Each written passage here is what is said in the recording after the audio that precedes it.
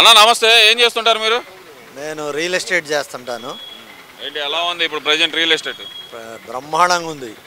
ఆంధ్రప్రదేశ్లో ఎక్కడైనా మారుమూల గ్రామం అటవీ ప్రాంతంలో కొనుక్కున్నా కానీ 100% రేట్లు పెరుగుతాయి. రియల్ ఎస్టేట్ కోసమే చంద్రబాబు నాయుడు పనిచేస్తాడనేది అయితే వాస్తవం అన్నమాట. అయితే అవును, ఆయన ఎక్కడుంటే అక్కడ సంపద సృష్టించబడుద్ది, అభివృద్ధి వస్తుంది, ఆయన వెంటే ఉంటుంది. ప్రజలు వల్ల అంటారా లేదంటే కావాలని భూమి సృష్టించారనుకోవచ్చు అంటారా? లేదు లేదు, అభివృద్ధి వల్లనే ఆయన వైపు జనం ఉంటారు. ఆయన ఎక్కడుంటే అక్కడ అభివృద్ధి. ఎందుకంటే పెందలాడి నిద్రలేసే వ్యక్తి ఎవరైనా తన ఆలోచనలు సాత్వికంగా అభివృద్ధి పరంగా ఉంటాయి. ఎర్లీగా నిద్రలేగుస్తారు, ధ్యానము, ఆ తర్వాత ఎక్సర్సైజులు. ఆయన దినచర్యలోనే క్లారిటీ ఉంది, స్వచ్ఛత ఉంది.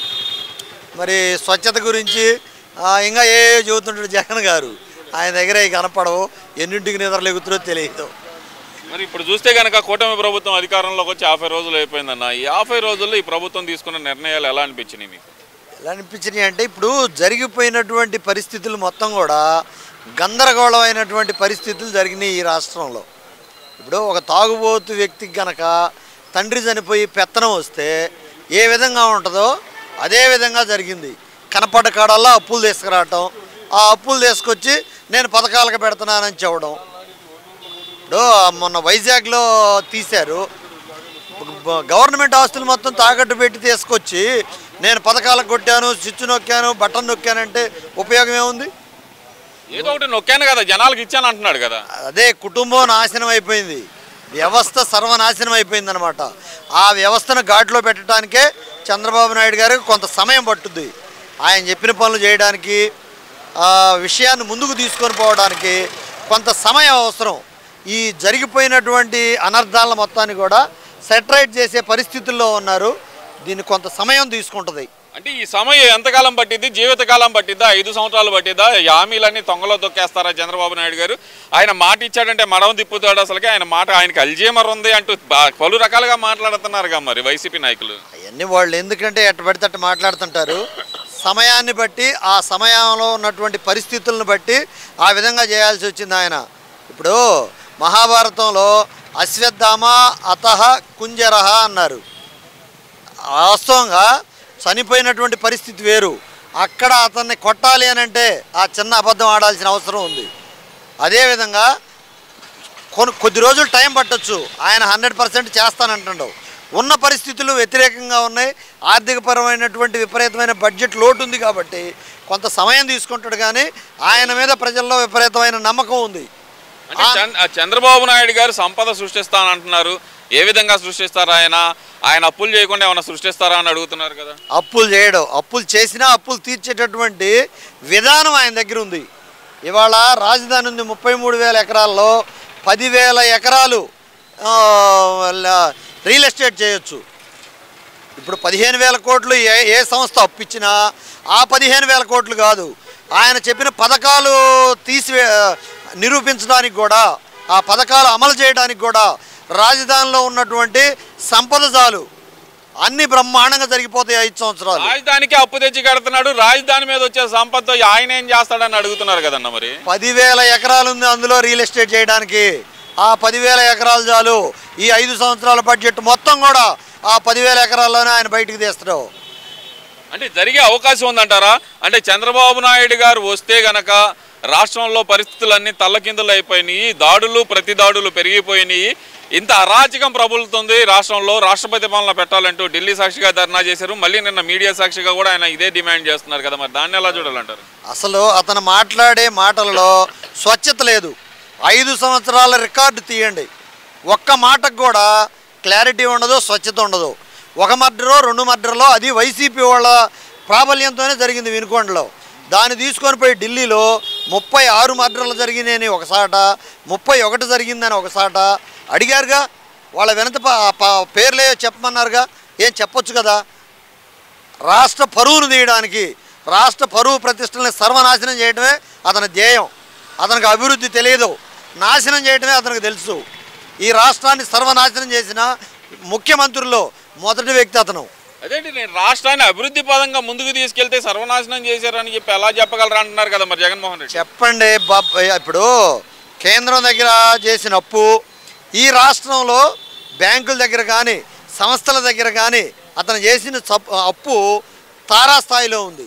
వైజాగ్లోనే 300 కోట్లు 400 కోట్లు గవర్నమెంట్ ఆస్తులు వాడే ఎవరి సొమ్మది? అతను తాకట్టు పెట్టి తీసుకొస్తే ఎవడు తీర్చాలా? దేనికి ఖర్చు పెట్టావు నువ్వు దాన్ని? ప్యాలెస్ కట్టాడండి. అదే ఎక్కడ డబ్బు తీయాలి, ఆ డబ్బు దేనికి ఖర్చు పెట్టాలి, ఈ క్లారిటీ తెలియని వ్యక్తి. చిన్న సామెత చెబుతా, పెద్దలు చెబుతుంటారు, 60 సంవత్సరాలు దాటినోడికి యవ్వనం వచ్చినా 20 సంవత్సరాల లోపు వ్యక్తికి పెత్తనం వచ్చినా నాశనమేనంటది. ఎందుకంటే ఇతనికి తక్కువ వయసులో ముఖ్యమంత్రి పదవి వచ్చింది. ఆ పదవికి ఉన్నటువంటి విలువ, ఆ పదవితో ఉన్నటువంటి హోందాతనం అతనిలో లేవు. ఆ పరిజ్ఞానం ఆ బ్రెయిన్కి లేదు. ఎందుకు లేదంటారు? ఇక్కడ ఆయన గతంలో ఎంపీగా చేశారు, ఎమ్మెల్యేగా చేశారు, ఒక ముఖ్యమంత్రి కొడుకు, అంతకంటే హోదా ఏం కావాలి ఆయనకి? రాజకీయ పరిజ్ఞానం లేదని ఎలా చెప్పగలరు? రాజకీయ పరిజ్ఞానం అంటే అతను బటన్లు నొక్కడానికి అప్పులు తేడు. అప్పులు 900 కోట్లు అన్నారు, 9 లక్షల కోట్లు, 10 లక్షల కోట్లు అంటున్నారు, 11 లక్షల కోట్లు. ఇంతవరకు అది క్లారిటీ తేలా అప్పు ఎంత తెచ్చింది, ఎటుపోతుంది ఈ రాష్ట్రం? అంటే బటన్లోకి 2,71,000 కోట్లు నేను ప్రజలకు పంచానని చెప్తున్నాడు కదండి గట్టిగా ఆయన.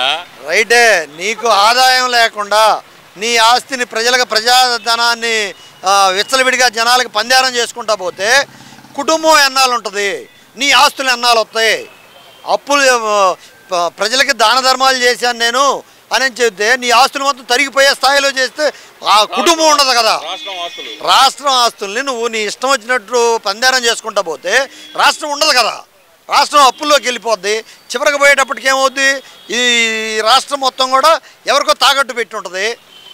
ఏమైనట్టు? అది అభివృద్ధి చేసినట్ట? అభివృద్ధి కాదు, అది నాశనం నువ్వు చేసింది ఈ రాష్ట్రాన్ని. నువ్వు సంపదను సృష్టించడానికి, రెవెన్యూ డెవలప్మెంట్ చేయడానికి నేను ఫలాని కార్యక్రమం చేశాను, ఫలాని సంస్థ వచ్చింది, ఈ రాష్ట్రానికి ఇంత ఆదాయం వచ్చింది, క్లారిటీ చెప్పమనండి. అంటే రాష్ట్రంలో రాష్ట్రపతి పాలన పెట్టాలి అని అడుగుతున్నారు కదా, ఆయన మళ్ళీ ప్రతిపక్ష హోదా కావాలని అడుగుతున్నారు కదా, ఎలా చూడొచ్చు అంటారు ఈ రెండింటిని? అదే పరిపక్వత లేదు అతనికి, రాజకీయ పరిపక్వత లేదు అనడానికి అదే మొట్టమొదటి కారణం. మొదటి ఆలోచనే అది. ఎందుకంటే నీకు ప్రతిపక్ష హోదా స్థాయి మెంబర్లు నీకు ఎమ్మెల్యే లేకుండా నాకు ప్రతిపక్ష హోదా కావాలంటున్నావు, నేను ప్రతిపక్ష నాయకుడిని అంటున్నావు. అది క్లారిటీ నీకు లేదు. సబ్జెక్టు 100% నీ దగ్గర సబ్జెక్ట్ లేదు. అంటే కూటమి కాకుండా ఏకైక ఎక్కువ మెంబర్లు ఉన్న నాయకుడిని నేను ఒక్కనే, నాకు ఎందుకు ఎవరు ప్రతిపక్ష హోదా, నేను అందుకనే అసెంబ్లీకి వెళ్ళట్లేదు, అసెంబ్లీకి వెళ్తే నాకు మైక్ ఎవరు అనే మాట మాట్లాడుతున్నాడుగా. అసలు మైక్ నీలో సత్తా ఉంటే మైక్ అదే వస్తుంది నీ దగ్గరికి. నువ్వు ఎప్పుడు మాట్లాడినావు? అసలు పేపర్ చూడకుండా నువ్వు మాట్లాడగలవా? ఏ టాపిక్ అయినా ఇప్పుడు నిన్న ముఖ్యమంత్రి కలెక్టర్ల సమీక్షా సమావేశం ఏర్పాటు చేశాడు. అది చూడు, అసలు 1 గంట దానికి కేటాయించి అలాంటివి చూడు, సబ్జెక్టును పెంచుకో, జనంలోకి రా. పేపర్ చూసుకుని ఎంతసేపు చదివితే ఏమవుతుంది? అంటే జగన్మోహన్ రెడ్డి కూడా కలెక్టర్ల సమావేశం ఏర్పాటు చేశారు, అదే ప్రజావేదికలో. మరి 3వ రోజు కూల్ చేశారు. అది కూడా అది అక్కడి నుంచే డిమాలిషేషన్ మొదలు పెట్టాను, అక్రమ కట్టడాలు కూల్ చేస్తానని చెప్పి ఆయన తీసుకుంటే గట్టి నిర్ణయమే. మరి అప్పుడు నిర్ణయమే అదే. కలెక్టర్ల సమావేశం పెట్టిన 3వ రోజే అది పగలగొట్టిండు. ఆ పగలగొట్టడం ఈ రాష్ట్రాన్ని సర్వనాశనం చేసిండు. ఇది జనం గమనించారు. ఎదురు తిరిగినోళ్ళ లోపలేస్తున్నారు, కొడుతున్నారు. ఈ పరిస్థితులు గమనించి చివరి రోజు వరకు కూడా నీ ఎనికిడుతున్నట్టే కనపడ్డారు, ఒక కుమ్ముడు గుంపారు. అది గమనించు. ఈ రాష్ట్రంలో ఏం జరిగింది, ఎలా జరిగింది, నా ఓటమికి గల కారణాలేంటి, నేను ఎలా రెక్టిఫై అవ్వాలి? రెక్టిఫై చేసుకునే అవకాశం ఉందంటారా ఆయన? అసలు అతని జీన్స్లో అది లేదు. రెక్టిఫై చేసుకునే జీన్స్ నీలో ఉంటే ఈ పిచ్చి మాటలు మాట్లాడవు. 36 మటలు జరిగినాయని ఢిల్లీ బావు, నువ్వు ఇక్కడే గొంతిప్పుతావు, అసెంబ్లీలోకి వస్తావు. నువ్వు అసెంబ్లీలోకి రాకుండా మాట్లాడితే బయట టీవీ ముందు, నీ సాక్షి టీవీ తప్పితే 2 టీవీ ముందు మాట్లాడవు. ఢిల్లీ పోతావు, ఢిల్లీలో మాట్లాడుతావు, ఏం మాట్లాడుతావో నీకు తెలియదు. ఈ రాష్ట్రంలో ఏం జరిగిందో ఆడేం మాట్లాడుతావో నీకు సబ్జెక్ట్ ఉండాలిగా ముందు. అసలు అది సబ్జెక్టు తీసుకునే టైం నీకు లేదు. నువ్వు అందుకని ప్రశాంతంగా కొన్నాళ్ల పాటు కనుక నువ్వు క్లాసులకు వెళ్ళాలి. ముందు రాజకీయ క్లాసులు అప్పట్లో ఎన్టీఆర్ గారు పెట్టారు, ఏది పార్టీ పెట్టిన కొత్తల్లో. అట్లే నువ్వు క్లాసులకి వెళ్ళి ముందు నేర్చుకో. అసలు ఈ అసెంబ్లీ స్థానాలు ఎన్ని ఉన్నాయి, అసలు పార్లమెంట్ అంటే ఏంది, అసెంబ్లీ అంటే ఏంది, అక్కడ ఏం మాట్లాడాలా, మనకే సబ్జెక్ట్ ఉండాలా, ముఖ్యమంత్రి అయితే ఈ రాష్ట్రాన్ని ఏ విధంగా పరిపాలించాలంటే మనకే సబ్జెక్ట్ ఉండాలా, రాష్ట్ర చరిత్ర తెలియాలి, ముందు హిస్టరీ తెలియాలా. హిస్టరీ తెలియకుండానే ఇవన్నీ జరిగినాయి అంటారా? ఋషికొండ ఏదైతే ఋషికొండలో ప్యాలెస్ కట్టడం కానీ, లేదంటే వైజాగ్ భూములు తాకట్టు పెట్టడం కానీ, సచివాలయం తాకట్టు పెట్టడం కానీ, ఇవన్నీ రాష్ట్రం చరిత్ర, రాష్ట్రం గురించి తెలియకుండా ఆయన చేశాడు అనుకోవాలంటారా? 100% అతనికి తెలుసుంటే రాష్ట్రం తెలియాల్సిన పని లేదండి. కుటుంబం గురించి తెలిస్తే చాలు. ఒక కుటుంబాన్ని డెవలప్ చేయాలంటే ఏం ఉండాలనో దాని ప్రకారం కనుక నువ్వు ఆలోచిస్తే ఈ రాష్ట్రాన్ని ఎలా డెవలప్ చేయాలనో నీకు తెలుస్తుంది. నీకు తెలిసిందల్లా ఆస్తులు తాకట్లు పెట్టడం, బట్టను నొక్కానంటాం. బట్టను నొక్కితే ఏమైంది? రాష్ట్రం అంతా అప్పుల్లోకి పోయింది. అప్పుల్లోకి పోయినందువల్ల ఏమైంది? అన్ని రేట్లు పెరిగిపోతాయి. మనిషి యొక్క మనుగడ ఒక స్థాయి దాటిద్ది. ఏమైంది? శ్రీలంకలో మొత్తం కాల్చుకున్నారు, తగలబెట్టుకొని ముఖ్యమంత్రిని సావగొట్టబోయారు. ఆ పరిస్థితులు ఆంధ్ర రాష్ట్రానికి రావు. ఆంధ్ర రాష్ట్రానికి సరైన ముఖ్యమంత్రిని ఎన్నుకున్నారు. నెంబర్ 1 సేవకుడు, సేవ చేసే ముఖ్యమంత్రిని ఆంధ్ర రాష్ట్ర ప్రజలు ఎన్నుకున్నారు. రాబోయే 10 సంవత్సరాల్లో